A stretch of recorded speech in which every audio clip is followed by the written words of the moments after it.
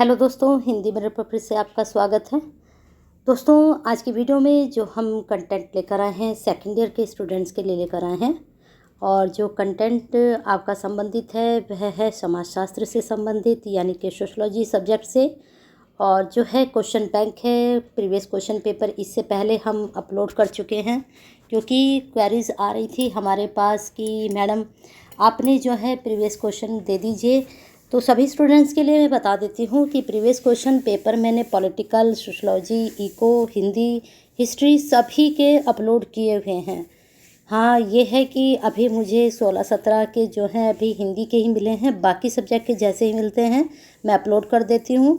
लेकिन अगर आपको 18, 19, 20, 21 के भी पेपर्स मिलते हैं तो उससे आपको थोड़ा आइडिया हो जाएगा कि क्वेश्चंस किस तरह के आएंगे। आपका फोकस ये नहीं होना चाहिए कि पेपर 80 नंबर का आ रहा है या 100 नंबर का आ रहा है या 70 नंबर का आ रहा है या कितने नंबर के क्वेश्चंस कौन सा बनेगा।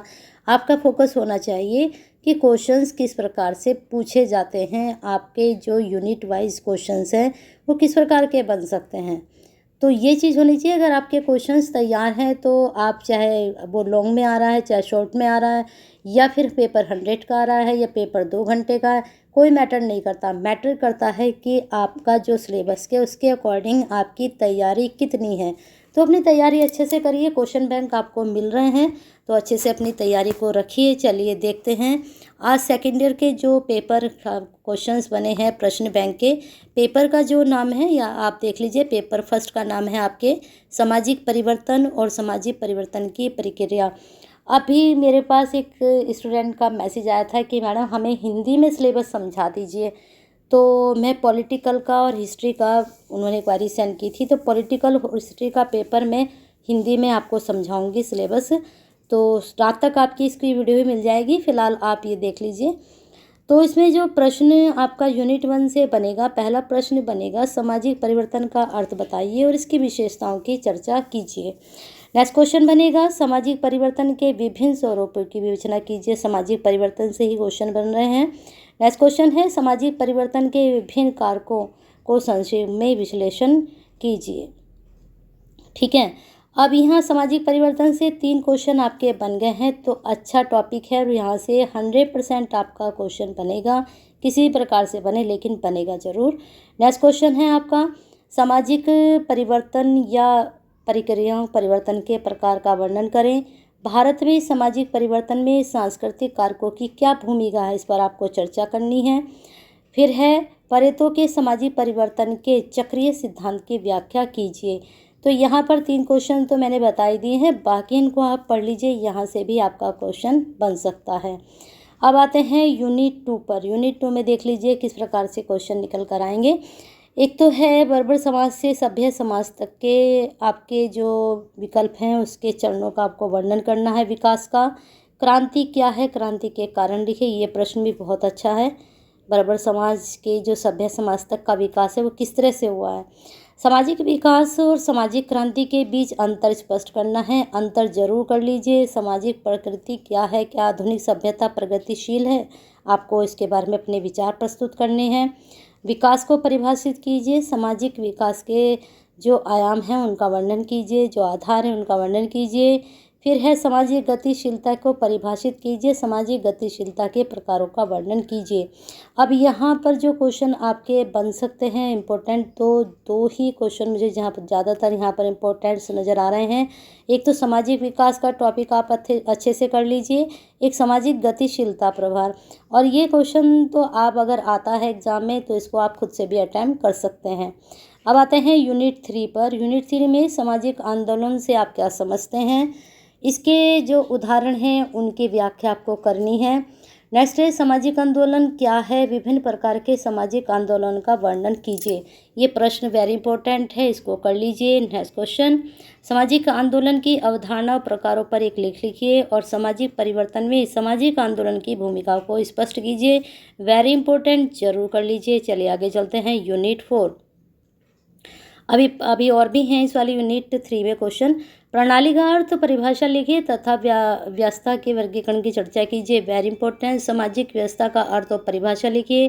सामाजिक व्यवस्था के घटकों के आपको चर्चा करनी है। आधुनिक भारतीय महिलाओं की स्थिति में क्या परिवर्तन हुए, अनुसूचित अधिवेशन की समस्याओं को दूर करने के लिए आपको एक संक्षिप्त प्रयास लिखना है या देना है। यहाँ पर एक तो प्रश्न ये बहुत इम्पोर्टेंट है आपका, और ये प्रश्न जो है अगर आता है, इस तरह के जो क्वेश्चंस आते हैं, अगर इस तरह से क्वेश्चन बनते हैं तो कुछ टॉपिक्स ऐसे होते हैं उनको हम खुद से भी अटेम्प्ट करते हैं, भले ही चाहे हमारे पढ़े हुए ना हो, क्योंकि 100% तो आपको कोई भी नहीं बता सकता। अब मैं क्वेश्चन बैंक सभी सब्जेक्ट के लेकर आई हूँ, तो 100% तो गारंटी मैं भी नहीं देती है, लेकिन हाँ कुछ क्वेश्चंस ऐसे होते हैं जिनकी हम 99 गारंटी देते हैं कि ये आपके एग्ज़ाम में बनेगा ही। लेकिन पेपर किस तरह से बनकर आता है वो यूनिवर्सिटी की तरफ से होता है, तो कुछ ऐसा भी नहीं है कि हमारा पेपर नहीं लगता है। बच्चे जो हमसे पहले से जुड़े हैं उन्हें पता है कि पेपर ज़रूर लगता है, तो 100% गारंटी नहीं होती है, लेकिन हाँ 90 गारंटी 80 गारंटी हम ज़रूर देते हैं। चलिए आगे चलते हैं। 4th यूनिट पर सामाजिक स्त्रीकरण से आप क्या समझते हैं, समाज में इसका क्या महत्व है, भारत में सामाजिक स्त्रीकरण के आधार क्या हैं, सामाजिक विभेदीकरण की परिचय दीजिए। बहुत अच्छा प्रश्न है, विभेदीकरण वाला और स्त्रीकरण वाला। यहाँ से स्त्रीकरण से प्रश्न जरूर बनेंगे, यहाँ मैं बोलती हूँ कि 100% बनेंगे। ठीक है, चलिए टॉपिक में मैं बता सकती हूँ कि आपको 100% आपका बनेगा क्वेश्चन। नेक्स्ट क्वेश्चन है सामाजिक, थोड़ा ये ब्लर आ रहे हैं तो आपको मैं पढ़ रही हूँ, पढ़ने से आपको पता चल जाएगा कि क्वेश्चन क्या है, क्योंकि ये ब्लर आ रहा है तो इसमें हम कुछ नहीं कर सकते आपके लिए। ठीक है, चलिए आगे देखते हैं। सामाजिक नियंत्रण से आप क्या समझते हैं, इसके उद्देश्य कार्यों की विवेचना कीजिए, सामाजिक नियंत्रण के साधनों की विवेचना कीजिए। अब यहाँ पर सामाजिक नियंत्रण और सामाजिक स्त्रीकरण ये जरूर पढ़ लीजिए, प्रश्न बनेंगे। ठीक है, ये तीनों टॉपिक आपके नियंत्रण के हैं और यहाँ पर ऊपर स्त्रीकरण से हैं। अब आते हैं यूनिट 5 पर। यूनिट 5 में क्या है, परिवार क्या है, सभी को पता है। परिवार के जो है मुख्य कार्यों की आपको चर्चा करनी है। बहुत अच्छा प्रश्न है, परिवार कार्य दीजिए, परिवार के प्रकार, बदलते पारिवारिक ढांचे पर एक निबंध लिखिए, संयुक्त परिवार से आप क्या समझते हैं। तो ये परिवार से ही संबंधित सारे प्रश्न हैं, तो परिवार वाला टॉपिक अच्छे से पढ़ लीजिए। फिर है जाति का क्या अर्थ है, परिभाषा दीजिए, जाति क्या है, इसके कार्य दोषों का वर्णन कीजिए, नातेदारी क्या है। फिर यहाँ पर नेक्स्ट क्वेश्चन लास्ट आपका बन रहा है, जनमत व्यवस्था का जो है अर्थ स्पष्ट कीजिए तथा इस व्यवस्था का सामाजिक महत्व क्या है। नातेदारी भी आप कर लीजिए। ठीक है, चलिए अब आगे चलते हैं आपके पेपर 2 पर। चलिए अब देखते हैं आपका 2 पेपर। पेपर का नाम है आपके सामाजिक अनुसंधान, डेटा संग्रह की तकनीक और सांख्यिकी विश्लेषण। अब यहाँ पर जो यूनिट 1 में आपका प्रश्न बन रहा है पहला, इसमें देख लीजिए, सामाजिक शोध का अर्थ लिखिए, सामाजिक शोध की प्रवृत्ति की घोषणा कीजिए। बहुत अच्छा प्रश्न है। सामाजिक अनुसंधान के महत्व और सीमाओं का वर्णन कीजिए, सामाजिक अनुसंधान का अर्थ और परिभाषा लिखिए और सामाजिक अनुसंधान के चरणों का वर्णन कीजिए।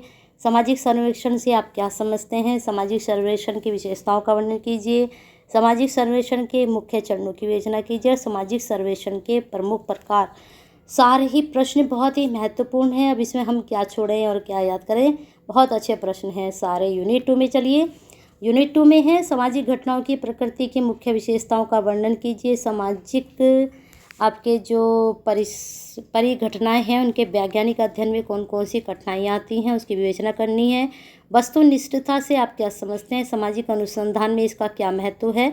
सामाजिक अनुसंधान में वस्तुनिष्ठता प्राप्त करने के व्यवहारिक कठिनाइयों का वर्णन कीजिए, वेरी इंपॉर्टेंट बन सकता है। यूनिट 3 की तरफ चलते हैं। यूनिट 3 में प्रश्न शोध प्रारूप से आप क्या समझते हैं, एक अच्छे शोध प्रारूप की विशेषताएं लिखिए, अनुसंधान डिजाइन के उद्देश्यों का वर्णन कीजिए और वर्णनात्मक और नैदानिक अनुसंधान डिजाइन के बीच अंतर का उल्लेख कीजिए। परिकल्पना की परिभाषा लिखिए तथा कार्यशील परिकल्पना के स्रोतों का वर्णन कीजिए। परिकल्पना का क्या महत्व है ये भी आपको बताना है। बहुत अच्छा है ये प्रश्न। नेक्स्ट क्वेश्चन, न्याय दर्शन का अर्थ और परिभाषा लिखिए तथा प्रतिचयन के प्रकारों का वर्णन कीजिए। नमूनाकरण का अर्थ लिखें और यादृच्छिक नमूना तिथि के गुणों का वर्णन विधि के गुणों का वर्णन करना है। फिर है चयनित नमूनाकरण क्या है, नमूने के विश्वसनीय परीक्षण के लिए माप लिखिए। ठीक है, तो ये आपके यहाँ पर प्रश्न बताते हैं यूनिट 3 में कौन कौन से इम्पोर्टेंट। वैसे तो मुझे सारे इम्पोर्टेंट लग रहे हैं, लेकिन फिर भी आपको बता देती हूँ। एक तो ये आप अच्छे से तैयार कर 99 में बता रही हूँ, 1% की गारंटी नहीं है, 99 गारंटी है। शोध वाला कर लीजिए, परिकल्पना वाला कर लीजिए और यादृच्छिक वाला कर लीजिए। ठीक है, ये प्रश्न आपके बन सकते हैं एग्ज़ाम में। नेक्स्ट को यूनिट में आपके क्वेश्चन देखते हैं। 4th यूनिट में शक्ति क्या है, इसके रूप और प्रकारों का वर्णन कीजिए। ग्रामीण भारत में पारंपरिक शक्ति संरचना की प्रवृत्ति की चर्चा कीजिए। ग्रामीण सत्ता संरचना संबंधित विभिन्न समाजशास्त्रियों द्वारा दिए गए अध्ययनों का चर्चा कीजिए। नेतृत्व का क्या अर्थ है, पारंपरिक ग्रामीण नेतृत्व की विशेषताएं क्या हैं। Very important. ठीक है, सामुदायिक विकास से आप क्या समझते हैं। सामुदायिक विकास कार्यक्रम के मुख्य उद्देश्य संगठन की व्याख्या कीजिए। ये आपके यूनिट 4 में मैंने 2 क्वेश्चन बता दिए हैं। अब आते हैं यूनिट 5 में। महात्मा गांधी राष्ट्रीय ग्रामीण रोजगार गारंटी से आप क्या समझते हैं। इंदिरा विकास योजना पर एक नोट लिखें। दीनदयाल उपाध्याय ग्रामीण कौशल योजना पर एक नोट लिखें। Very important. फिर है ग्रामीण पुनर्निर्माण में आने वाली बाधाओं की व्याख्या कीजिए। अच्छा प्रश्न है, तैयार कर सकते हो। नेक्स्ट है ग्रामीण पुनर्निर्माण के लिए आप अपने सुझाव भी दे सकते हैं। ये तो एक तो बन गया आपका बाधाएं और एक आप अपने सुझाव भी दे सकते हैं। चलिए, आपके क्वेश्चंस हो चुके हैं कंप्लीट 5 यूनिट तक। तो हर एक पेपर में 5 यूनिट हैं आपके सोशियोलॉजी में और सभी के अच्छे से आपको बता दिए गए हैं कि किस तरह से आपको अपने प्रश्न तैयार करने हैं। प्रश्न देखिए 5 यूनिट के हिसाब से हर यूनिट में आपको 7 क्वेश्चन मिले हैं, तो आपके 35 मिल गए। 35 में से क्या आपका इम्पोर्टेंट है वो भी मैं साथ साथ बताकर चली हूँ और इसमें से जो आपको लगता है कि ये एग्ज़ाम में आ सकता है तो उसको भी आप तैयार कीजिए। बाकी हिंदी मिनट के साथ बने रहिए ऐसे ही इम्पोर्टेंट्स वीडियो के लिए। और जितने व्यूवर्स होते हैं अगर लाइक भी उतना है तो अच्छा लगता है, लाइक करते रहिए, शेयर करते रहिए और कमेंट बॉक्स में अपनी क्वेरीज सेंड करते रहिए। और जो स्टूडेंट आज ही हमसे जुड़े हैं और वीडियो का आपको फ़ायदा उठा भी रहे हैं, कहीं ना कहीं उनको बेनिफिशियल लग रही है वीडियो, तो क्या करना है, सब्सक्राइब कर लेना है, बेल आइकन हिट कर देना है, जिससे आगे वाले वीडियो जो आएंगी उनका भी फ़ायदा आपको हो, उनका भी बेनिफिट आपको हो। उसके लिए सब्सक्राइब कर लीजिए, बेल आइकन हिट कर दीजिए और एक छोटा सा हमारी तरफ से शेयर कीजिए, केयर कीजिए सभी की। और एक लाइक, जितने देखते हैं, जितने व्यूज़ हैं उतने लाइक आते हैं या नहीं, बने रहिए हिंदी मिनट के साथ और अपना प्यार और साथ ऐसे ही बना के रखिए।